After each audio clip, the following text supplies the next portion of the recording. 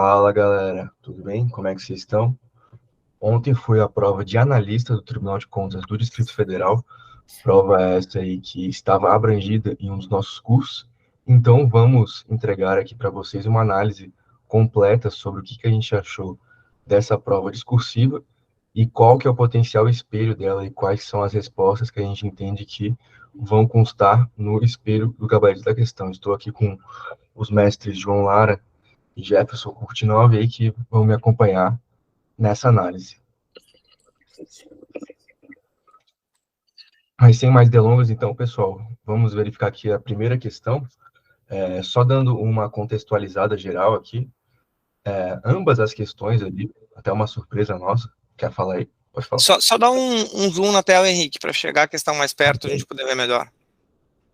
Então, só dando uma contextualizada geral aqui, galera, até foi uma surpresa nossa, que foram duas questões aí de AFO, né? A informação até tinha outras questões aí relacionadas a controle externo, como aquela clássica jurisprudência relacionada ao registro inicial de atos de admissão e de aposentadoria, mas realmente a questão de AFO aí, em ambas as questões foi interessante. Outra coisa que a gente achou interessante também foi o fato de que a gente acertou aí, quem estudou com a gente aí, teve a felicidade de ter temas aí relacionados à informação, que foi nossa grande aposta para a prova de analista, e realmente ela se concretizou, felizmente. Então, tivemos esse grande acerto e os nossos alunos aí tiveram uma excelente vantagem na escrita dessa discursiva aí. Mas agora, então, sem mais delongas, analisando aqui a questão 1, é uma questão bastante genérica aqui de AFO. Ela traz aqui um texto da ENAP. Isso aí foi até uma dica que a gente deu na nossa aula final ali de live para questão discursiva, que é aí ler esse texto aí com calma e tentar retirar algumas informações úteis dele para conseguir responder a questão. Mas, inicialmente aqui na questão 1, ele solicitou aí o conceito de orçamento público e além das leis que o compõem, estão tratando aí de cada uma das funções. O orçamento público ele tem uma série de definições doutrinárias, então acaba sendo uma possibilidade bastante ampla aí de resposta, né? Mas a gente entende aí que se você fixou naqueles entendimentos mais genéricos de orçamento público, lá que é um instrumento que traz a fixação das despesas, as previsões de receita, é um instrumento de planejamento do governo, isso aí, no nosso entendimento, já seria bastante suficiente aí para conseguir acertar a questão, porque realmente há muitas definições desse instrumento, mas justamente por isso, muito provavelmente, o gabarito vai vir um pouco mais aberto e um pouco mais flexível. E quanto às leis que o compõem, também aqui é um tema relativamente simples, a gente estaria tratando aqui principalmente da lei orçamentária anual, da lei de diretrizes orçamentárias, do plano plurianual. Aqui, no nosso caso, a gente entendeu que trazer as disposições da própria Constituição seria o mais seguro, embora perfeitamente possível e trazer informações, por exemplo, do Manual Técnico de Orçamento, do MCASP, mas as atribuições de cada uma dessas leis aí já estão relativamente, objetivamente definidas na Constituição e com altíssimas chances constarão aí do espelho de gabarito. Então, quanto à questão 1 aí, essa aí é uma visão geral, e aí quem quiser dar uma adicionada aí. Só para complementar, eu acho que assim, a estratégia ideal nessa questão 1 é partir do que consta ali na Constituição, de cada lei, aí PPA, LDO e LOA, mas tendo espaço, eu acho que era interessante colocar outras informações, então principalmente as previsões da LRF ali para LDO, enfim, é um jogo ali de espaço, porque provavelmente a maioria dos candidatos dominavam o conteúdo, né? Tinham muita informação para colocar, então a ideia eu tentaria ser o mais objetivo possível, tentando colocar o máximo de informação que possa vir no espelho, bem na linha do que a gente orienta. E também na linha do que a gente orienta, a gente pode ver ali que a primeira parte o tópico 1 da questão valia 10 pontos e o tópico 2, 4,25. Então, daria aí nessas 20 linhas para reservar umas 15 linhas mais ou menos para a primeira resposta e umas 5 para a segunda resposta.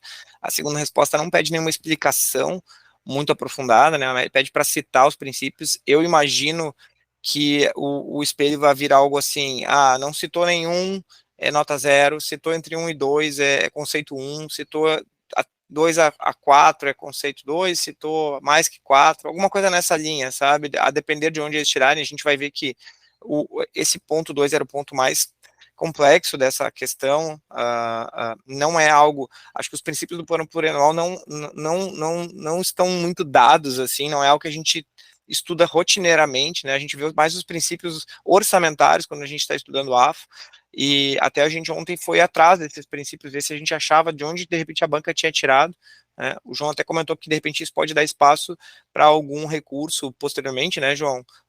Por ter mais de uma fonte, nós vamos, depois o Henrique passar um pouco mais adiante na nossa proposta de solução, vai ver que a gente buscou de mais de uma fonte ali os possíveis princípios. Mas então é isso, eu acho que essa questão daria para tirar já bastante pontos, se concentrando no tópico 1, que era o tópico mais fácil, e depois tentar cavar alguma coisa aí do tópico 2, alguma coisa mais de feeling, assim, se não lembrasse, por não ter estudado talvez o MTO, que foi onde a gente tirou alguma coisa, e parece pelo texto motivador ali, tem um documento da própria ENAP aí sobre orçamento público mais antigo, lá de 2014, em que eles falam sobre os princípios, foi de onde a gente buscou essa resposta, mas alguns ali são mais ou menos, como é que eu vou dizer, a gente consegue extrair pela lógica, né? A integração dos programas de governo é algo que é importante para o BPA, transparência, participação social, nós já teríamos aí uns 3 de cara meio que me parece um pouco mais lógico, só pensando na função do BPA, né? Mas era isso sobre essa questão inicialmente aí. Então, o Jefferson já até adiantou o item 2 aqui, que realmente a gente tem uma série de referenciais normativos aí que poderiam fundamentar o gabarito dessa questão. Então, até uma orientação que a gente dá para vocês, quando sair aí o espelho preliminar, é que caso a resposta não seja suficientemente ampla, é importante que vocês recorram do espelho de correção, o CESP normalmente lhe dá essa possibilidade para os alunos, para que vocês consigam expandir esse espelho aí e consigam congregar o máximo de princípios aí que vocês inseriram na resposta de vocês. Como o Jefferson falou, a gente vai até mostrar alguns exemplos aqui que a gente citou, mas boa parte deles aqui traziam advindos aqui do próprio site do governo federal e do repositório da ENAP, que tem uma série de cursos relacionados a finanças, ao orçamento público. Então, aqui alguns princípios que a gente falou, né, de monitoramento, avaliação, participação social, por exemplo, integração de políticas, como o Jefferson bem levantou ali, realmente são princípios aí que até estão bastante relacionados ao que se subentende por PPA, né, que é esse instrumento aí de médio prazo, estratégico, que traz essas perspectivas relacionadas às diretrizes, objetivos e metas, como diz a própria Constituição, e traz essas políticas econômicas, políticas públicas de médio prazo. Então, ele tem essa perspectiva de integração, até de transparência, né, para demonstrar para o povo, para os cidadãos, qual que é a estratégia de governo para os próximos anos. Então, o PPA, ele acaba trazendo, assim, intuitivamente esses princípios. Então, assim, no geral, mesmo sem saber quais eram esses princípios, era bastante importante, na nossa visão, que fosse tentado convergir essa natureza do PPA com a intuição que a gente tem dele sobre o que ele significa e naquela nossa medida também de até extrapolar um pouco o gabarito e falar, assim, vários princípios e tentar meio que pescando aí, acertar, porque realmente, como o Jeff falou, esses princípios aí, eles não são tão explícitos na doutrina, na jurisprudência, nas leis. Então, foi algo um pouco mais específico, que realmente é algo mais difícil, mas que, assim, com um pouco de intuição dava para matar uns 2, 3 aqui, por exemplo. Pode falar aí. Só para complementar também, Henrique, eu acho que essa questão era uma questão típica ali da nossa... Acho que o Jefferson está sem Opa, desculpa. Não, só uma questãozinha de ordem. Ou pedir para o Henrique dar só um pouquinho mais de zoom nessa tela para a gente poder ver mais de perto aí a coisa. Isso, beleza. Obrigado. Desculpa. Então, complementando, eu acho que essa questão é uma questão muito típica ali do que a gente bateu muito na tecla, conversou bastante sobre colocar o máximo de informação. Caso você não saiba que provavelmente ninguém tinha decorado ali os princípios do PPA, mas de maneira muito intuitiva, de maneira muito lógica, era possível abstrair esses princípios. Então, assim, a ideia aqui, eu acho que o candidato que vai se dar bem nessa prova é quem colocou várias possibilidades de princípio. Então, quem colocou, sei lá, 5, 6, 10 opções de princípios, provavelmente, de alguma forma, vai conseguir acertar esse espelho. Então, porque os princípios lógicos ali seriam princípio do planejamento, princípio da programação, princípio da transparência, participação social. A gente não sabe, né, o que vai vir exatamente, qual das fontes, a gente colocou algumas aqui.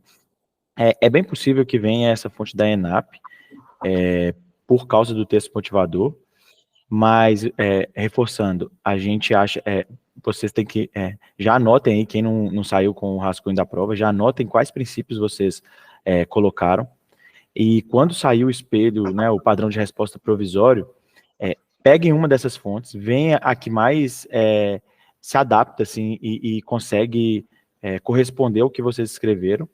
E aí, a partir disso, caso o espelho venha de forma bem taxativa os princípios de uma só fonte, a gente consegue, normalmente o Sebrasp, ele acata esse tipo de recurso e vai acrescentar no espelho outras possibilidades de princípios com base em outras fontes que não a principal que ele utilizou. Então é bem importante vocês lembrarem, porque às vezes a gente escreve e esquece o que escreveu na prova, então anotem bem aí, deixem bem claro os princípios que vocês colocaram, tentem fazer uma correspondência entre essas fontes, e aí a partir daí, quando sair o espelho provisório, vocês, a depender do espelho, conseguem fazer um recurso para vir no espelho definitivo outras possibilidades de resposta. Perfeito, perfeito. Quer falar mais alguma coisa sobre essa questão aí, Jefferson? Podemos Não, passar para frente. acho que é isso mesmo, vocês tocaram nos pontos, essa questão 2, esse tópico 2 era era um pouquinho mais difícil, mas era extraível, assim, do bom senso, como a gente vem falando, e aí cabe ao candidato nessa hora o que a gente, como o João disse, o que a gente vem batendo é fazer aquele esforço para escrever ali algo que seja plausível e que possa te garantir alguns pontinhos, né, manter a ordem na questão, trazer ali se tu voltar ali, Henrique, um minutinho, se tiver com ele aberto ainda, ó, a gente botou lá, então, parafraseou, né, o comando da questão e deixou muito claro, quanto aos princípios do PPA, então fica muito claro que a gente vai tentar falar disso, e aí já deixa o examinador mais inclinado a nos conferir algum ponto, porque ele está vendo que a gente tratou do tópico que foi pedido na questão. É isso, basicamente. Show. Aqui, então, galera, para a peça de natureza técnica, aqui ressaltando que nós tivemos a felicidade aí de acertar que seria uma informação, que modéstia à parte não era uma coisa que quase nenhum cursinho aí conseguiu fazer com tão precisão esse apontamento. Então, quem realmente aí estudou com a gente teve uma excelente vantagem para conseguir escrever essa peça aí que estava aí nas nossas questões para ser resolvidas. Mas só dando uma contextualizada geral aqui, uma peça que trata aqui de algumas... Você não tá com a imagem à mão aí, né, Henrique? Putz, agora não tô. Eu vou te mandar aqui no WhatsApp, enquanto tu vai explicando aí, depois tu mostra, que eu acho legal que a gente fez uma análise, como eram muitos temas, né, até enquanto eu tô falando, se o João tiver a mão aí e quiser mandar para o Henrique, eram muitos possíveis tipos de peça no manual, tínhamos, sei lá, 15, 20 tipos de peça, e nós fizemos uma análise detalhada de cada um, olhando o objetivo de cada um, a competência de cada um, a atribuição, né, quem era o ator dentro do TCDF que podia fazer aquele tipo de peça, e aí isso acabou nos levando a reduzir o nosso escopo, o nosso possível escopo, e é muito legal se a gente achar a imagem ali, porque obviamente a gente não tinha como cravar que era uma peça ou outra, mas a gente fez uma gradação, a gente foi dizendo, ó, essa peça por esses motivos tem uma chance muito baixa, uma chance baixa, aí algumas que eram mais plausíveis, a gente colocou uma chance média, e para analista a gente cravou que a informação era a única que tinha chance alta de conseguir aproximar bem aí para o pessoal ver, acabei mandando uma imagem com pouca resolução, mas dá para ver, ó, a informação era a única que tinha uma chance alta na nossa avaliação de cair, então realmente me parece que foi um grande acerto nosso aí, e confetes aí para discutir lá na prática. Perfeito, perfeito. Mas então, pessoal, voltando aqui para a questão da peça técnica, o fato 1 aqui tratava da situação em que a CLDF ela extrapolou o limite de alerta relacionado à despesa com o pessoal, porque ela estava calculando a remuneração líquida dos servidores sem o imposto de renda, e aí percebeu-se depois que estava sendo realizado, ou seja, esse cálculo ele estava sendo feito de maneira irregular. Agora, a gente tem um ponto interessante sobre esse fato 1 aqui, que aqui embaixo, quando ele está descrevendo o que você tem que fazer na sua análise de mérito, ele fala aqui da análise da legalidade ou não, total ou parcial, da conduta descrita no fato 1, beleza? Do fato 2, ele não cita essa potencialidade de análise parcial, digamos assim. Então, a gente achou no mínimo um pouco suspeito isso aí, e a gente está cogitando também no nosso espelho, justamente para, naquela perspectiva nossa de abordar as situações possíveis, ressaltar que a extrapolação do limite de alerta, ela não traz nenhuma consequência jurídica ali no caso para a CLDF aqui, né? Não seria unicamente aquele alerta que o Tribunal de Contas dá para o órgão, para ele ficar ciente que o seu limite foi ultrapassado. Então, só dando uma contextualizada geral aqui sobre o fato 1, a gente entende que é irregular, no geral, por causa dessa questão aí da apuração do valor da remuneração sobre uma perspectiva líquida, ou seja, sem imposto de renda, mas a gente entende que é importante ressaltar também que a CLDF aqui, ao extrapolar o limite de despesa com o pessoal somente de alerta, não traz nenhuma consequência, então poderia ser considerado parcialmente regular. Mas a gente, concluindo, entende que não é ideal a gente falar taxativamente, vai se comprometer aí com uma resposta que potencialmente pode estar inadequada, tá? Então, é importante ter essas duas perspectivas aí, mas que são importantes para a gente deixar claro em nossa resposta. Pode citar aí. Não, por uma estratégia aí de textual, assim, para não dar margem para o examinador tirar a nota, eu tenho para mim que talvez não fosse o ideal falar em parcial, total ou né, eu acho que eu diria que há uma legalidade, eu dividiria em dois tópicos o fato 1, né, eu diria que quanto a forma de cálculo há uma ilegalidade, e que em relação ao limite, à ultrapassagem do limite, a IRF não prevê irregularidade nesse caso, assim, eu iria por aí, não sei o que o João pensa. Só complementando, é importante a gente lembrar da necessidade de fundamentação dessa irregularidade, né?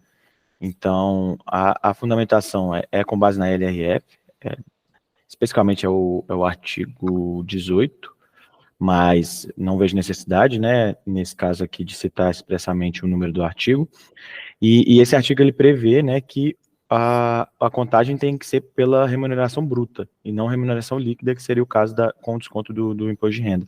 E a única ressalva ali do artigo seria a redução do teto remuneratório, que é até uma consequência lógica ali, porque o ente não vai pagar o valor acima do teto, então você pode deduzir esse valor.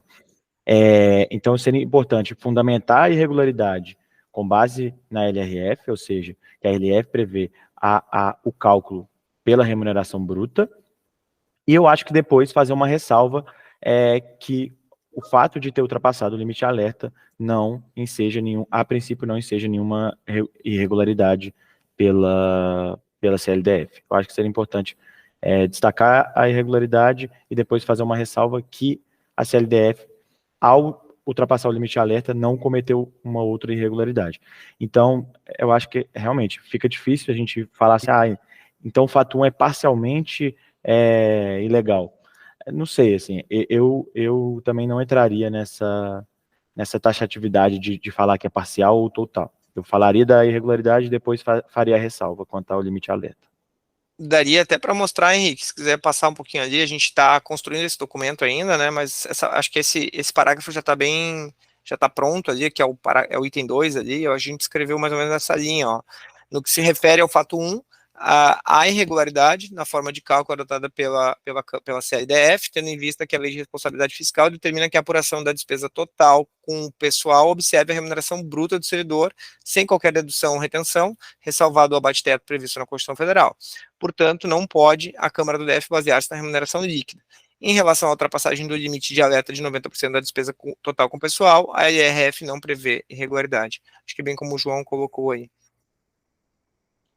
Perfeito, perfeito. Então, a gente ressalta a importância dessa não taxatividade aí sobre o fato 1 genericamente, que nesses casos aí, infelizmente, a gente não tem como prever o que vem no espelho da banca, então a gente tem que se resguardar na melhor maneira possível. Aqui, então, quanto ao fato 2, a CLDF aqui não tornou disponíveis nem remeteu os atos de admissão de pessoal ou de aposentadoria para fins de registro para o TCDF, né? Especificamente nesses anos aí de 2015 a 2017, né? Aqui, e aí ressaltando essa perspectiva do critério aí, que o João até falou perfeitamente aí, no fato 1, também a gente não tem uma lei, pelo menos a gente não encontrou, especificamente que deixe de que demande que os órgãos remetam esse ato de concessão de aposentadoria ou de admissão inicial para o Tribunal de Contas. Então, o que a gente optou por deixar como critério no nosso espelho?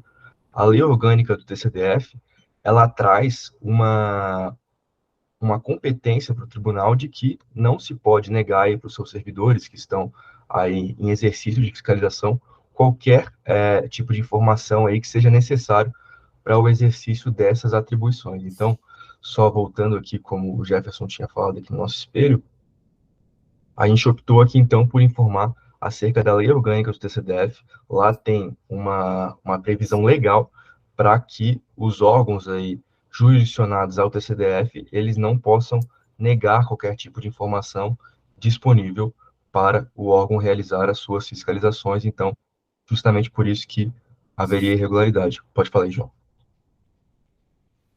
Eu acho que essa regra que a gente extrai aí da lei orgânica do TCDF, ela faz muito sentido, principalmente pelo termo técnico que a banca coloca na questão de deixou de deixa eu só reler aqui. Não tornou disponíveis, não tornou disponíveis, Porque se ela coloca que só não tinha remetido, talvez a gente não consiga configurar uma obrigação do órgão, porque apesar de ser uma obrigação do órgão, né, é uma coisa mais administrativa ali, esse prazo, assim, quando que vai remeter, como que funciona a periodicidade e tal. Então, a gente seria um pouco complicado achar que teria uma irregularidade o fato dele não ter remetido. Até porque o prazo só começa a contar a partir do momento que esse processo chega no tribunal. Só que a partir do momento que ela coloca que não tornou disponível, nos parece, né, nos dá a entender que, de alguma forma, ela está inviabilizando esse exercício do tribunal. E aí eu acho que aí fica clara a irregularidade, principalmente com base no artigo 79 ali da LO-TCDF. Então, acho que por aí. Pode e ir. Complementando vocês, assim, esse artigo é uma reprodução, né, da lei orgânica do TCU, que tem o mesmo artigo, né, muito parecido, e nos parece que, lendo o fato 2 como um todo, o que a banca queria era construir uma situação em que se tivesse que falar sobre o decurso do prazo de 5 anos, né, para o tribunal analisar ou não os atos de pessoal, né, algo que a banca pede depois nos outros itens. A gente acaba tendo que falar sobre isso especificamente mais para o final da resposta, e eu concordo com o João que esse não tornou disponíveis, é como se não tivesse dado acesso, não tivesse talvez publicado tornado público esses documentos, né? Então, realmente inviabilizando o exercício da competência constitucional do Tribunal de Contas aí. Perfeito. Então, além disso, além de análise desses dois fatos aí, né, acerca da irregularidade parcial ou total, a questão também solicitava algumas questões mais conceituais aqui.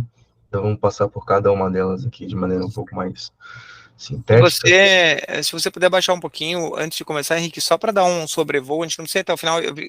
Ou tem um documento que eu te mandei há pouco, como a gente está trabalhando, né? A prova foi, a gente terminou há pouco esse documento. Tem um documento novo que eu te mandei, Henrique, que está completo até o final, se tu quiser substituir ele. Mas o que eu ia te pedir é só para dar uma passada na estrutura ali, para vocês verem, que a gente começou então falando, porque essa foi uma. Às vezes tem disso, né? A banca vem e ela traz um pedido ali que a gente tem que pensar como montar a estrutura de resposta, né? Então, nesse caso, a opção que foi feita por nós aqui foi falar dos dois primeiros, então, ali no item 2, ó, no que se refere ao fato 1, no item 3, ali, quanto ao fato 2, e aí depois de ter tratado dos dois fatos principais, a gente começou em cada tópico a falar de um dos outros 4 itens, né? Então, ó, em relação à classificação orçamentária, com despesa pessoal, sempre parafraseando para deixar bem claro parafraseando a pergunta, para deixar bem claro para o examinador do que a gente estava falando, né? No que tange as competências específicas do Tribunal de Contas, que seria o segundo dos 4 itens finais, no item 6 ali, sobre a finalidade do registro de atos de admissão, e depois o item 7, por fim, conforme o STF, a gente vai falar lá sobre a consequência jurídica, ficou bem assim, e ainda até ficou 7, depois tem que arrumar ali, seria no item 8, a gente faz o encaminhamento, né, eles pedem para se dirigir ao diretor da unidade, então com as seguintes sugestões de encaminhamento ao egrégio plenário, que é uma mescla do que está lá no modelo do manual de redação do TCDF para informação, e aí com as sugestões, até o modelo de manual de informação do manual de redação do TCDF, ele não tem alguns encaminhamentos, né, ele não traz na informação encaminhamentos, eles pediram aqui, se pegar o modelo que eles colocam lá, ele não traz necessariamente encaminhamentos, assim, no último parágrafo. Era isso, só queria mostrar, antes da gente falar sobre os tópicos, mostrar essa forma aqui, Henrique. Fala aí, João. Rapidão, só complementando aqui, que a gente deu um sobrevoo, né, nessa proposta de solução nossa, a importância aqui, né, de numerar os parágrafos, de colocar ali o cabeçalho, e a gente já tinha esse modelo, né, a gente treinou com a gente, treinou bastante, né, a gente tinha um material específico para cada peça técnica, principalmente para a informação que era a nossa aposta, então a importância de ganhar os pontos que necessariamente vão ser pontos preciosos ali, só de reproduzir essa parte aí, né, do cabeçalho, do vocativo correto, senhor diretor, isso aí estava no enunciado, colocar ali o fecho com a consideração superior, enfim, só passando esse sobrevoo aí. Bom, segue aí, Henrique. Bom, só analisando então rapidinho aqui para a gente passar o nosso gabarito para vocês de cada um dos fatos. O primeiro item aqui era a classificação clássica aí, relacionado à categoria econômica da despesa com o pessoal, né? Então, a gente tem as categorias econômicas de despesa de capital e despesa corrente, elas estão previstas tanto na Lei 4.320 quanto no Manual Técnico de Orçamento, no MCASP, mas a questão solicitava aqui especificamente a referência para a classificação da 4.320. Então, foi assim que nós fizemos e referenciamos ali embaixo do nosso espelho, como a gente mostrou, a categoria econômica de despesa corrente para despesa com o pessoal.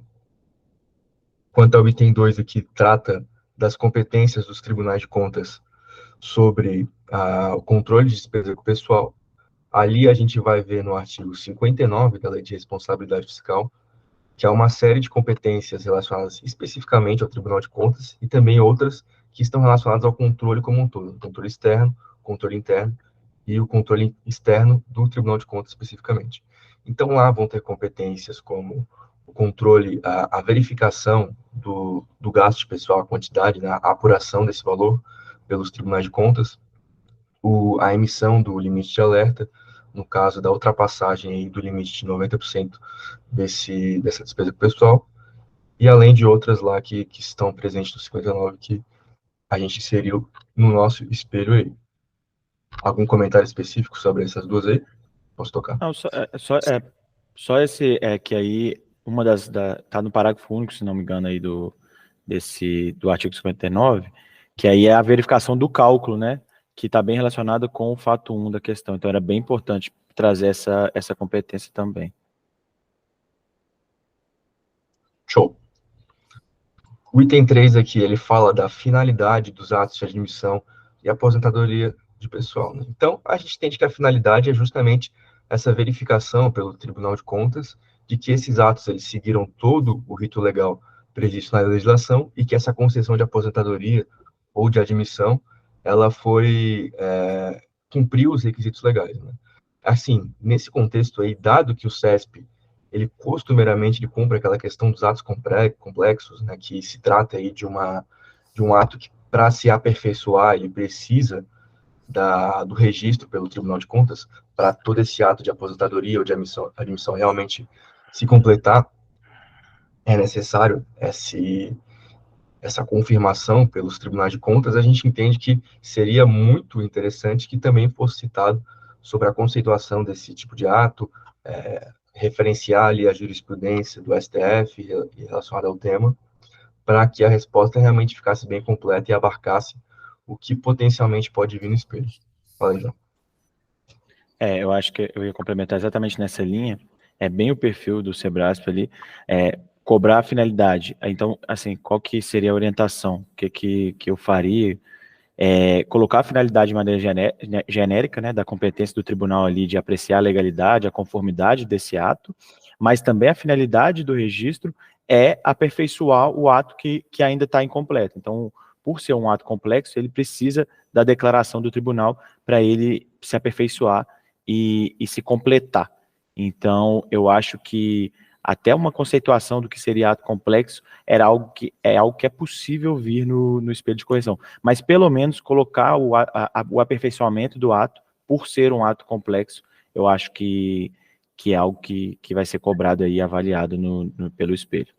Henrique, se quiser dar um pulo lá no ponto 6 da proposta de resposta, eu acho que está bem construído nessa linha, né, que sobre a finalidade dos atos de registro, a gente destaca primeiro que é uma competência constitucionalmente prevista aos tribunais de contas, e aí vai direto para o seu objetivo, né, seu objetivo é garantir que os atos de aposentadoria, reforma, pensão, admissão estejam em conformidade, né, com a legislação, ao verificar os requisitos legais, se os requisitos legais foram atendidos e se o processo seguiu todos os trâmites legais, e aí, além disso, como dito acima, porque a gente já tinha mencionado isso, essa questão do ato complexo mais acima, por ser considerado ato administrativo complexo, conforme o entendimento do STF, somente se aperfeiçoa após o julgamento da legalidade pela Corte de Contas. Acho que é bem o que o João colocou.